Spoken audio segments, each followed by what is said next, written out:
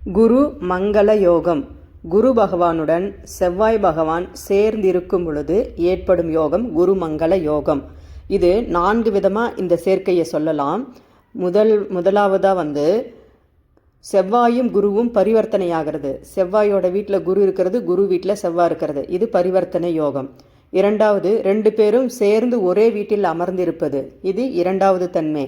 மூன்றாவது செவ்வாயின் பார்வையில் குரு இருப்பது. செவ்வாய்க்கு 4, 7, 8ஆம் பார்வைகள் உண்டு. அதில் குரு பகவான் இருந்தாலும் சரி, அல்லது குருவின் பார்வைகளான 5, 7, 9ஆம் வீட்டில் குரு இருக்கும் இடத்திலிருந்து 5ஆம் வீட்டில், 7ஆம் வீட்டில், 9ஆம் வீட்டில் செவ்வாய் பகவான் இருந்தாலும் இந்த குருமங்கள யோகம் இருக்குன்னு அர்த்தம். அதே போல் இவங்களை மற்ற பாவ கிரகங்கள் பார்க்கக்கூடாது. சனியோ ராகு கேதுவோ இவரை பார்க்காம இருக்கணும். அப்படி இருந்ததுன்னா இவங்களுக்கு அந்த யோகம் கண்டிப்பாக கிடைக்கும்னு அர்த்தம். இந்த குரு பகவான் செவ்வாய் பகவானை பார்க்கும் பொழுது என்னன்னா படிப்படியான வளர்ச்சிகள் கிடைக்கும்.